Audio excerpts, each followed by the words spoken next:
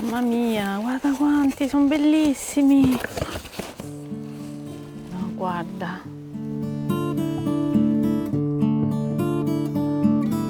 Questa è la taglia più grande, questi fanno un sacco di fiori.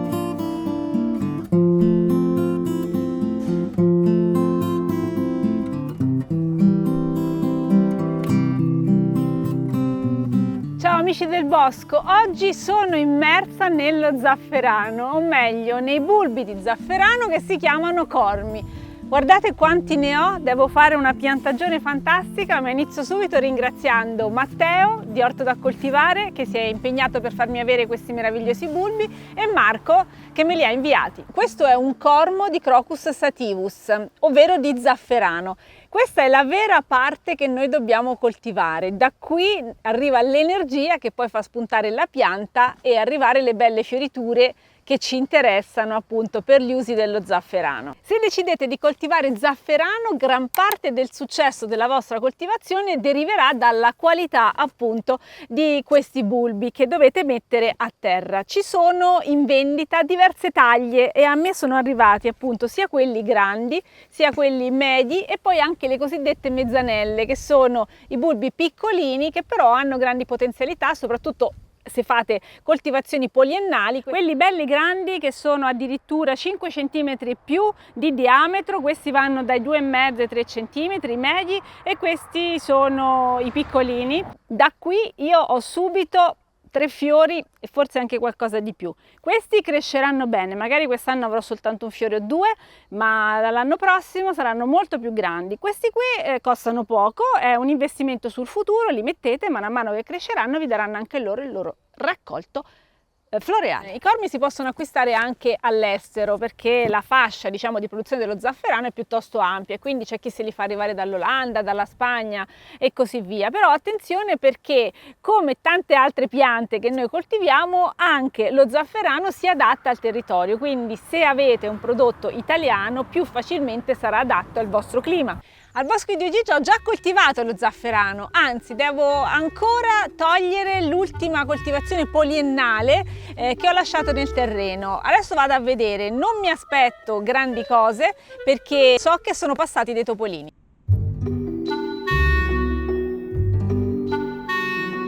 Tutti dissolti.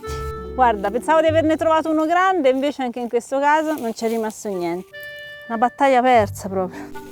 C'è di tutto meno i bulbi di zafferano. E qui ci sono tutte queste gallerie abbastanza grandi, ma guarda anche qui altri mangiati, guarda.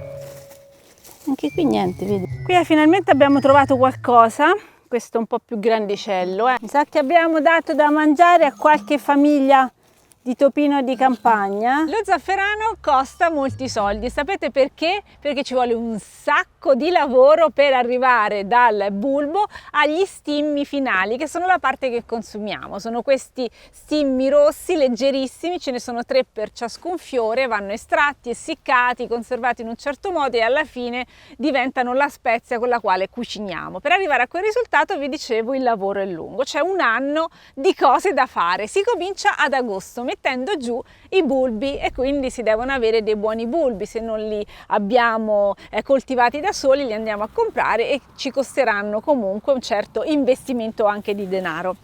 Li mettiamo giù e la prima cosa che faranno queste piante non appena le temperature cominceranno a scendere, una pianta che vegeta in inverno invece che in estate come la maggior parte delle cose che coltiviamo, appena le temperature scendono lo zafferano fa uscire un getto dal bulbo che comincia a risalire il terreno, perché noi questo bulbo lo andremo a mettere a circa 10 cm di profondità, quindi il getto uscirà fino a raggiungere la luce e a quel punto comincerà a sviluppare le sue foglie. Ma una delle prime cose che farà sarà proprio fiorire. In genere le piante hanno esattamente il processo inverso, in realtà appunto l'energia è stata accumulata nella stagione precedente tutta qua dentro e si trasforma subito nel fiore. Il resto dell'inverno la pianta poi lo passerà a fare fotosintesi, quindi le sue foglie che sono caratteristiche, sono molto sottili e lunghe, andranno a accumulare nuova energia nel bulbo e anche a produrre nuovi bulbi, così si avrà la moltiplicazione di questa pianta che pensate non produce semi. Lo zafferano non ha una propagazione attraverso i semi, tutto si moltiplica attraverso i cormi.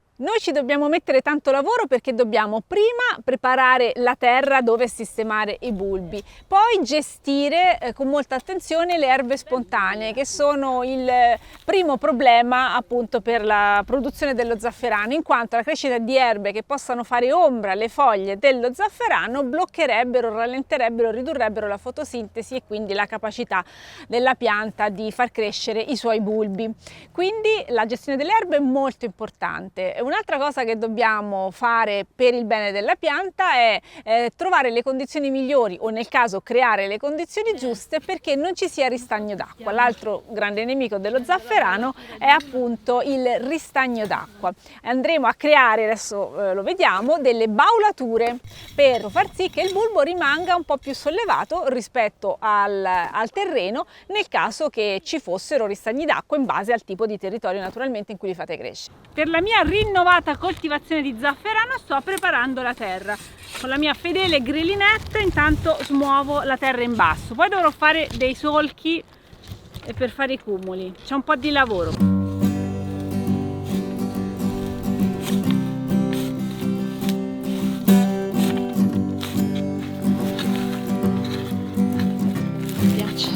Procedo in questo modo, creo un solco non molto profondo, giusto 5 cm, li ho fatti con questo assolcatore, facilissimo. Dopodiché tutta questa terra che si trova ai lati l'andrò a portare qua sopra, quindi si creerà un piccolo cumulo qua e una zona pianeggiante qua. Qui crescerà l'erba normalmente, la dovrò contenere, tenerla bassa, ma gli zafferani li metterò qua in mezzo. Matteo ha fatto spedire i bulbi anche a Gioele Pofferi, quindi stiamo lavorando praticamente in parallelo. Andatevi a vedere anche il suo video, lui ha aperto un'azienda agricola, sicuramente lavora su una scala diversa dalla mia. Per lo zafferano vanno bene più o meno tutti i tipi di terra, non ha esigenze proprio particolari, un terreno che non sia né troppo acido né troppo alcalino va bene. Diciamo che la cosa a cui dobbiamo far caso sono le colture con cui prepariamo il terreno. Se facciamo crescere per esempio delle leguminose, il nostro zafferano sarà contento e ne sarà favorito. Invece è meglio evitare di coltivare lo zafferano dopo che c'è stata nello stesso terreno una pianta di cui mangiamo le radici, quindi per intenderci la cipolla, ma anche le patate, insomma tutte quelle piante che producono una parte succulenta sottoterra. Questo perché le radici attraggono anche possibili parassiti che vanno a predare questa parte interessante della pianta. Quindi se abbiamo una pianta con caratteristiche simili è possibile che nel terreno ci siano proprio quei parassiti che vogliamo evitare al nostro zafferano. Metto anche dei paletti nei punti dove vado a mettere lo zafferano, perché quando poi sarà ricresciuta l'erba, anche se c'è un po' di rilievo nel terreno, si potrebbe perdere il punto esatto, quindi è molto importante segnarsi dove avete messo. Sto usando il metro per calcolare quanti bulbi metterò in questa fila. Se avete però delle estensioni belle grandi, c'è uno strumento che è messo a disposizione gratuitamente da Orto da Coltivare e vi lascio il link qua sotto nella descrizione, che vi permette proprio in base ai vostri parametri di calcolare quanti bulbi dovete comprare. Con il calcolo che ho fatto qui mi vanno circa 30 cormi ogni solco, quindi sono 60 cormi soltanto in questo pezzettino. E adesso una concimazione di fondo, la faccio con l'humus di lombrico, che è proprio qualcosa di molto nutriente che possiamo interrare e mettere anche a contatto con tutte le radici senza avere problemi.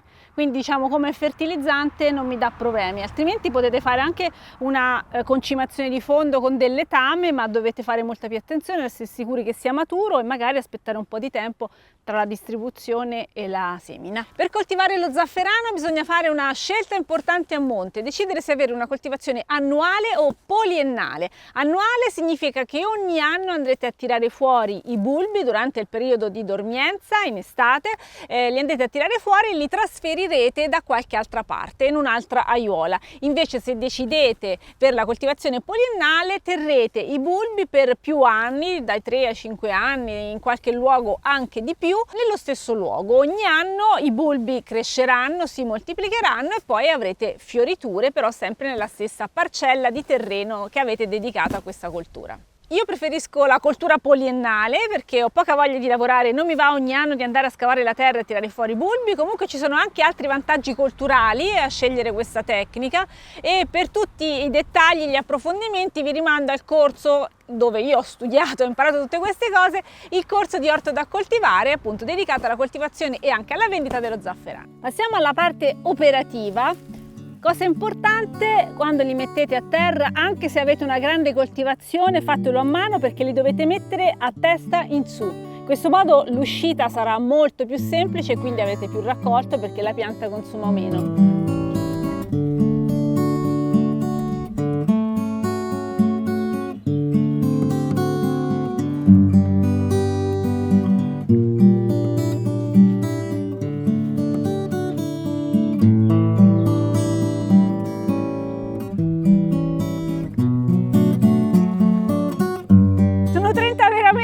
Sono stata precisa proprio al centimetro.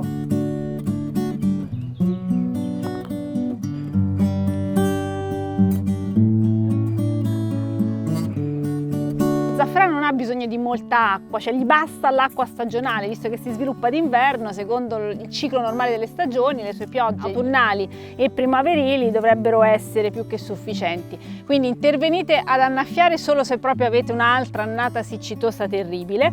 Comunque niente ristagni, è per questo che non li sto mettendo a fondo, ma li sto mettendo, diciamo, quasi a livello del terreno, e creerò i 10 cm che gli occorrono sopra. Le erbe spontanee, come accade per tanti ortaggi che coltiviamo, vanno un po' in competizione con lo zafferano, ma soprattutto per la luce, perché se l'erba appunto cresce alta, lo zafferano non riceve abbastanza sole. Però in realtà una certa consociazione con altre erbe non fa male, quindi in questa aiuola potrà crescere dell'erba, anzi volentieri. Dovrò solo gestire l'altezza, soprattutto con le graminacee dovrò essere, diciamo, molto rapida nel tagliarle e riportarle in basso, ma lascerò crescere l'erba.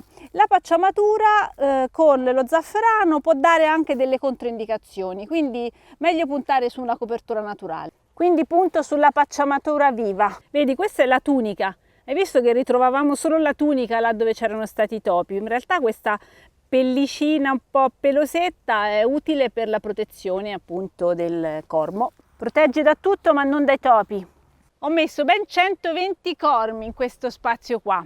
Adesso vado a chiudere, però facendo un calcoletto, se ognuno di questi mi fa 3 fiori, visto che sono belli grandi, io avrò ben 360 fiori, che moltiplicati per i 3 stimmi fa più di 1000 stimmi. Pensate a quanti risotti. Adesso vado a coprire, la terra non è molta, mi dovrò un po' ingegnare. Prima copro leggero. Mi fa qui.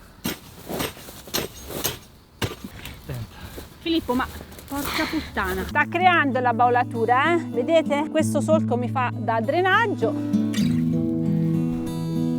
Dai, adesso si vede la baulatura, ultimi ritocchi, ma ci siamo. Per una piccola produzione si può fare anche a mano, è comunque divertente. Il lavoro continua, c'è un'altra aiuola e un sacco di cormi ancora da piantare. Grazie a tutti coloro che mi hanno aiutato insegnandomi e anche mandandomi i cormi. Ci vediamo al prossimo video, vi faremo sapere al momento della fioritura come vanno le cose. Ciao, al prossimo video!